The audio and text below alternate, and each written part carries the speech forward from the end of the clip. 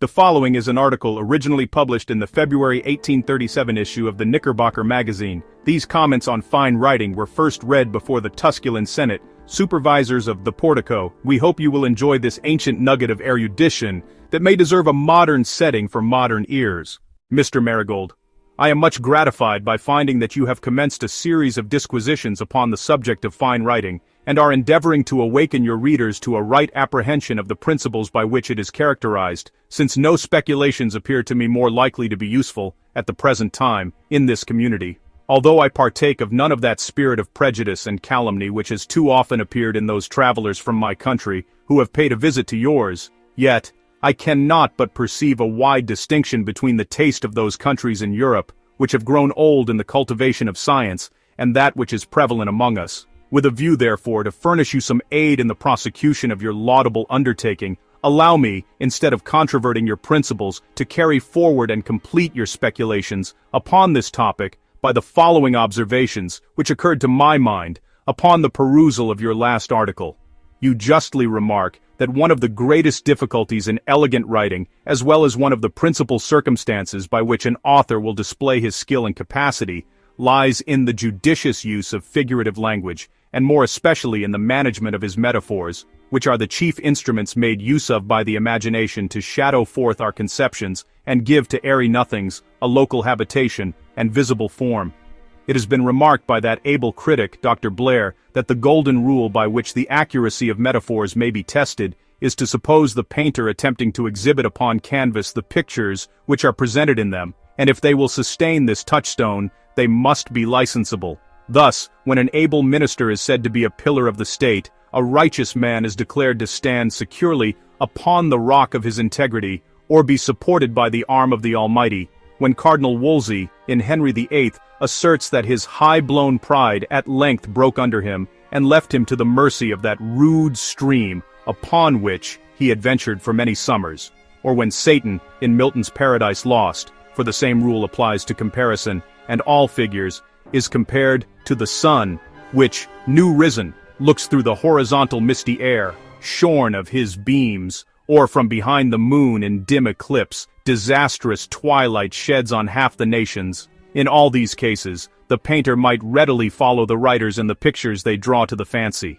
This rule, therefore, prescribed by the critic, is excellent, and an infallible guide to us, when our metaphors or figures present the images of objects which address themselves to our outward vision. But this rule will not serve our turn, when our images relate to objects of the other senses, or to the invisible sentiments and operations of the mind. When Ossian asserts that the music of carol was like the memory of joys that are past, pleasant and mournful to the soul, or when one prophet declares that, in the afflictions with which Jerusalem was visited, the Almighty had given her wormwood and gall to drink, and another, I heard as it were the voice of a great multitude, and as the voice of many waters, and as the voice of mighty thunderings, saying, Alleluia, for the Lord God omnipotent reigneth. The images or ideas presented to the mind, beautiful and sublime as they are, could not be delineated upon canvas, although they awaken strong and agreeable emotions. But nevertheless, although it is allowed that the fine writer could not always be accompanied by the painter, throughout his whole tract of thought, but would find this rule fail him in many of his brightest conceptions, yet it is not to be denied that his images, if rightly delineated, can always present a distinct object to the intellectual eye, if not to the corporeal. From this maxim there is no exception. It is, to the writer, of inestimable value, and if scrupulously observed, will banish from all kinds of composition that obscurity and confusion which so often interfere with the successful communication of thought, and occasion one of the greatest blemishes in the performance of genius. Had Shakespeare been apprised of this infallible criterion of accurate imagery, we should never have heard him speak of taking up arms against a sea of troubles, of a way of life falling into the sere, the yellow leaf, of the hope being drunk in which Macbeth dressed himself, of the same heroes bathing in reeking wounds, of an ocean overpeering his list and eating the flats with impetuous haste, of having a tomb of orphans' tears wept upon Cranmer's bones when he had run his course, and of 1,000 other instances in which this consummate master of nature and pride of the dramatic muse has mingled colors in his images, which, however beautiful or sublime, when separately taken, throw obscurity and confusion into his conceptions, and lie as a dead fly upon the ointment of his most exquisite passages. Into this fault men are most apt to be betrayed, who are endowed with the richest imagination and the greatest fertility of invention. And it never fails to give a more pungent zest to works among readers of crude and unconcocted taste. It is, however, to be as much deprecated in fine writing as a confused and incongruous mixture of colors in the productions of the painter. How strikingly this blemish is displayed to us in that sentence of Lord Bacon: "Public envy is an ostracism which eclipses the fame of men when they grow too great." Here, although the idea is very successfully conveyed, yet the metaphors are dark and incompatible with each other. For how could the mode of suffrage among the Greeks denominated ostracism be said to eclipse any object which implies the obscuration of any planet by an interposing orb? This confused and undistinguishing mixture of figures is one of the most prevailing and blighting deformities in the recent performances of American genius. As to the next points upon this subject to which you have alluded, when figurative language begins to be advantageous in writing, and when it becomes injurious, no critic has, as yet, appeared able to furnish precise and definite prescriptions. Here the treatise of Quintilian, of Dionysius, of Cicero, of Blair, and all other modern coadjutors fail us.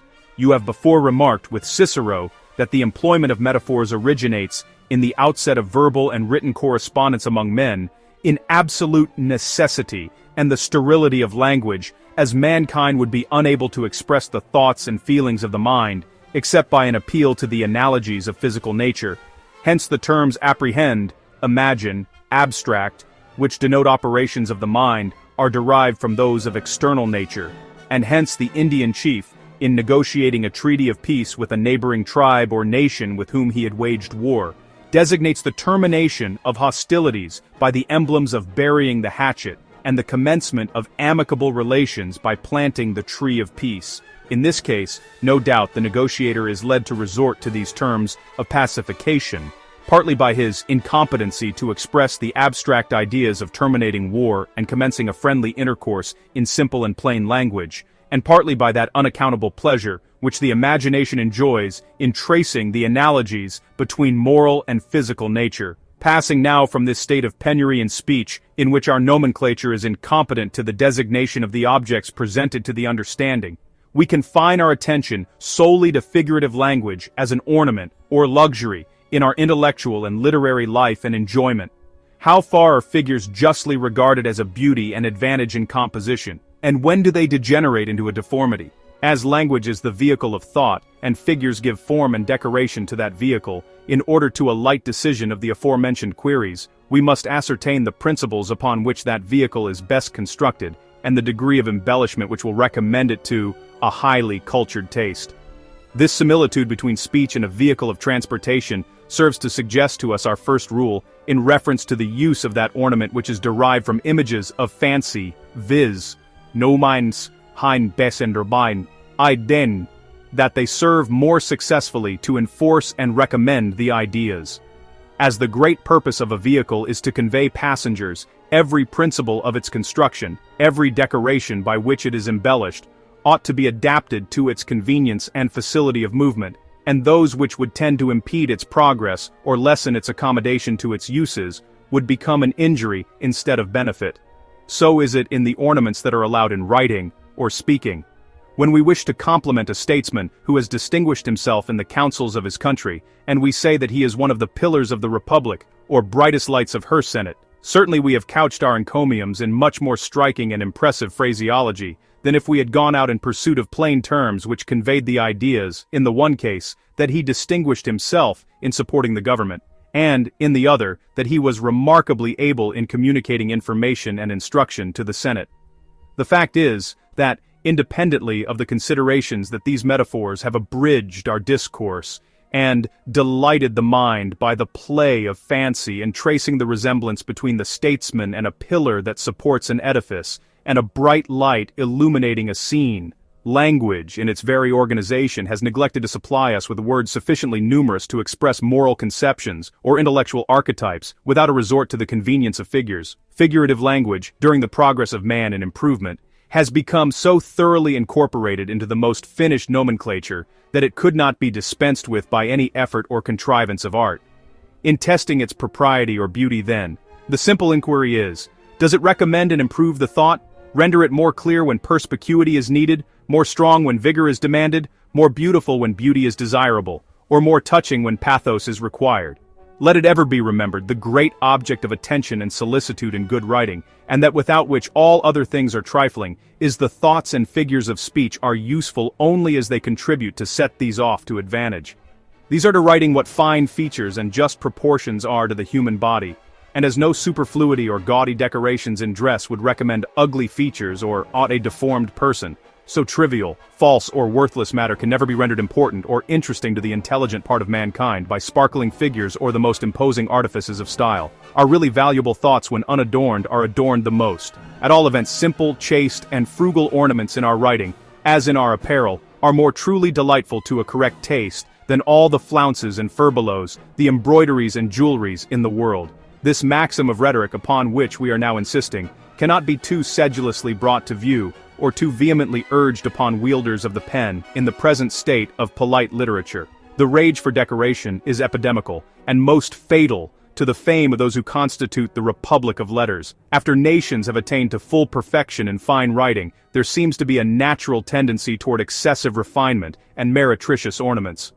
Dr. Johnson compares them to a cow yielding a supply of milk, which when mankind find exhausted, they milk the bull. Truth and nature may be regarded as a noble flock furnishing the richest fleece to mankind, but when a series of good writers have exhausted their fleece in weaving the fabrics of genius, their successors are tempted to have recourse to swine for a supply of materials. And we know beside, that in this attempt, as in the rude dramas called moralities, in the Middle Ages, there is great cry and little wool.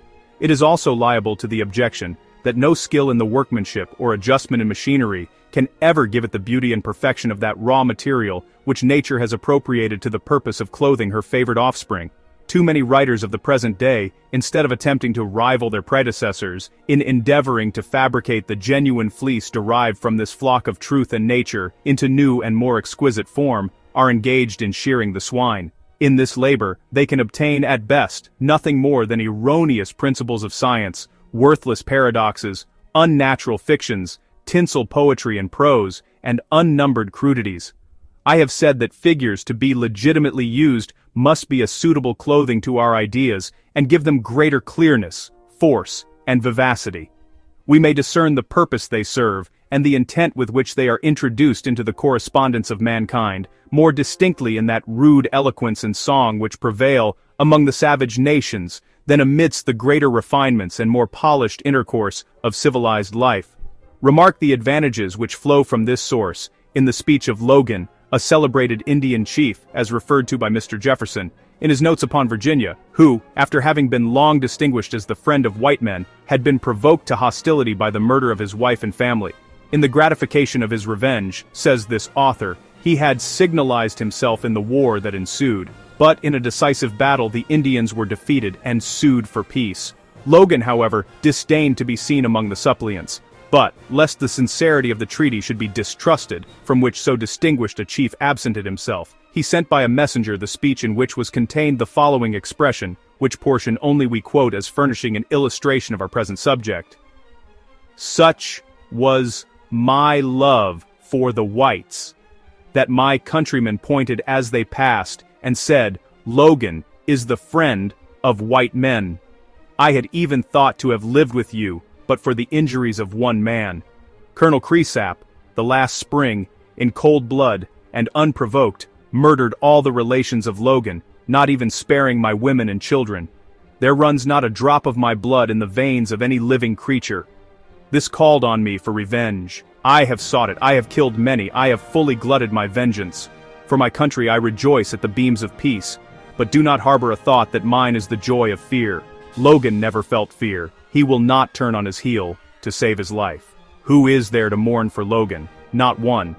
This is an excellent specimen of that rude and simple eloquence which arises among a savage people, who are unfurnished with a variety of ideas, and among whom the qualities of bravery, magnanimity, and tenderness for their kindred would be predominant and become the principal traits of character that would confer distinction.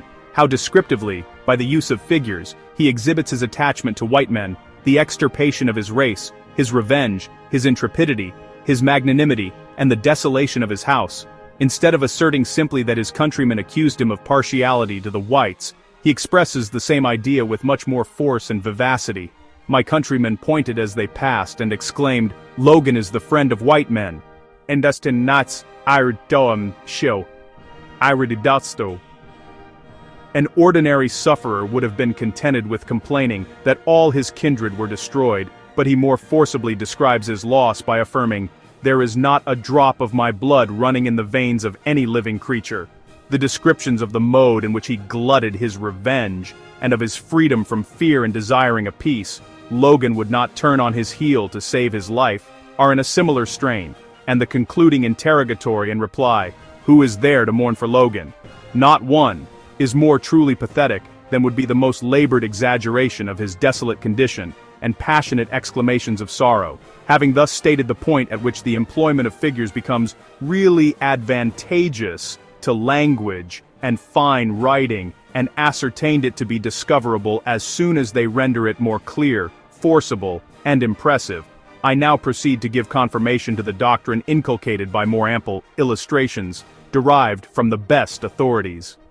No circumstance more infallibly discloses to us nice perceptions of taste in a writer, than his judgment in determining when he should be contented with plain language, and when he should be figurative, and in his judiciously adapting the degree of ornament in his style to the nature of his topic.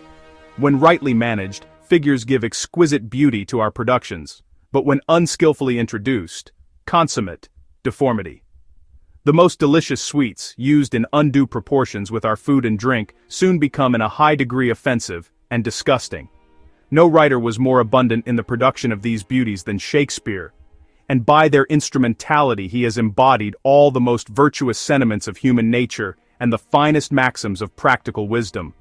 By rendering the most abstract ideas and invisible feelings discernible to the eye, or perceptible to some of the senses through the types and shadows of his imagination, he has enabled the human mind to lay hold upon them and engraved them in the memory by indelible characters. What admirable lessons of female delicacy, for example, he inculcates, when in one place he says, "The chariest maid is prodigal enough, if she unmask her beauty to the moon," and in another, "She never told her love, but let concealment, like a worm i' the bud, feed on her damask cheek. She pined in thought, and with a green and yellow melancholy, she sat like Patience on a monument, smiling at grief." These passages not only nurture the female mind with admonitions of the most scrupulous delicacy and feminine virtue, but also, in their rhetorical import, strongly delineate by emblems drawn from outward objects, the inward sentiments, and strictly conform, moreover, to the course of nature, in those operations to which they have reference. The moon is the more dim of the two great lights that rule the spheres, and even to her beams the modest maiden should not unmask her beauty. Concealed love does feed on the damask cheek, worms and budding flowers do prey upon and destroy them, and pining in thought and deep despair does tinge the countenance with a green and yellow hue. Thus all the operations of the mental and bodily constitution of man are faithfully depicted. Here our indispensable requisite in fine writing is suggested to us, that the lineaments of truth and nature must be truly sketched, else our productions are of no value, but partake the character of a sick man's dreams. On the other hand, what is it but their contrariety to nature that renders the following conceits from the poets, quoted in the Art of Sinking in Poetry, so excessively ridiculous, while minuter faults of the same kind will partake of a similar complexion, in proportion as they make greater or less approaches to them. Speaking of a lion, the poet says, "He roared so loud and looked so wondrous grim, his very shadow durst not follow him." And again of a stag, "Hears his own feet, and thinks they sound like more, and fears the hind feet will o'ertake the fore." Voltaire mentions that in his youth he entered into competition for a premium which had been offered for the best piece of poetry upon a given subject, and that the author who obtained the reward by the decision of Lamotte had inserted a line which referred both to a frigid and a burning pole of the earth, and that Lamotte, when ridiculed on account of this oversight, alleged in his defense that he was not responsible for the geography, but only for the rhetorical accuracy of the performance. Upon this plea, any absurdities or follies might pass muster as good writing. The next doctrine which you have maintained in regard to fine writing is equally sound, and should be well weighed and properly estimated by all authors, and more especially by American. That as we have both agreed, if the employment of figures should commence as soon as they serve to recommend and improve our conceptions, so also it should terminate when that purpose is accomplished. The maxim of Quintilian is here applicable: obstat quicquid non adjuvat, whatever hinders does not help, and every decoration which is not serviceable is injurious. In this respect, writers are perpetually doing violence to the principles of correct taste, and find ample scope in this field for the display of pedantry, affectation, puerility, and an excessive veracity for florid images. Butler alleges, as one of the properties of Hudibras, the hero of his poem, that his mouth he could not ope, but out there flew a trope, by which he indulges a fling at the miserable taste prevalent in the time of Cromwell. This is a blemish entirely imperceptible to the vulgar, since that mixed assemblage constituting the public always entertain an eager propensity to this species of intellectual food, but it is equally disgusting to the scholar who has habitually contemplated the finest models. Lopez de Vega, the most celebrated of the Spanish poets, apologizes for the imperfection of his pieces, and the wildness and crudity of his drama, and alleges as his excuse that the public sentiment required him to deviate from those principles of composition which his own judgment approved. And there can be little doubt that many of the irregularities and blemishes of Shakespeare are attributable to the same cause. Now it is impossible in any country, however free and enlightened, that the great mass of the community should be correct judges, and he who caters to their literary palate must continually indulge a style which his better knowledge repudiates, sport in puerilities, chatter in false wit, rave in hyperboles, and glitter with tinsel. High-sounding phraseology, silly conceit, and flowery declamation are sure to captivate the attention, and awake the rapture of the ignorant and illiterate. They are even more caught with false ornaments than with true, as children are fonder of bad food than good, of glaring colors than of the soft and mild, of bustle and uproar than of quiet and sweet retirement. Nor is it any disparagement to the great body of mankind, that their perceptions are rude and erroneous, in reference to literature and the elegant arts, since whatsoever may be their native capacity and acquired intelligence in business, they are not allowed time and opportunity to cultivate those faculties which might lead them to an acute discernment in such matters, and nature never bestows it as a gratuity. We might as justly deem it a detraction from their talents and respectability to assert that they are unskilled in the philosophy of Aristotle, Newton, or Locke, as to regard it any impeachment of their capacity and pretensions to intelligence and superiority, that they are not connoisseurs in the principles of fine writing. But they are inexcusable for such deficiencies and follies, who profess an acquaintance with the art of authorship, and, adventuring upon the career of publication, discover so little comprehension of their task, as to be dealing in prettinesses where they should be dealing in philosophic lessons, and dazzling in figures where they should be illuminating with the pure light of truth. So great is the fondness for this species of display in this country, that beside the pride of decoration perceptible in our orations, eulogiums, and ephemeral literature in general, we find the same prurient propensity in our scientific lectures, our discussions in Congress, sometimes in our judicial decisions, and our ponderous works. And, as Voltaire remarks of the French in his day, even in practical treatises upon medicine. I have just read 2 medical works of considerable size, and upon the most dry and didactic departments in that branch of experimental philosophy, in which is discovered as great ambition of ornament, as if the authors were composing a vehement political declamation, or panegyrical address. This is as great an incongruity, and as wide a deviation from propriety, in the intercourses of literature, as would be exhibited should the grave philosopher appear in company in the fantastic costume, and with the affected airs of a volatile boy, and in fact converts a writer into a literary petit maître. Let us endeavor to arrive, if possible, at some precise and definite conclusions in this department of learning, and establish some maxims that will constitute sure criteria, by which composers may ascertain the correctness and admissibility of the figures which they allow in discourse and writing. When I speak of a keen or piercing judgment, a clear head, a tender heart, of a man who is inflamed with anger, warmed by love, swelled with pride, melted with grief, or chilled with horror, it is evident that by emblems or symbols derived from outward objects, I am using a language to express moral properties and operations of the mind, the aptitude of which to their purposes is recognized by every person, and without a recurrence to which speech would become greatly encumbered with the multiplicity of words. And here too, it is worthy of observation, that in the very commencement of this symbolical representation of ideas, we must exactly conform to nature, and accurately pursue the analogies between the physical and moral world. What absurdity to speak of a clear heart to denote a good understanding, and a tender head to signify an affectionate disposition, or of a man who is chilled with anger, or love, depressed with pride, or warmed by grief, and inflamed with horror. Nature, therefore, must he solicitously consulted, in the very outset of this progress of adumbration, and a fine theatre is opened for the display of absurdity or wit, in exhibiting breaches of these analogies.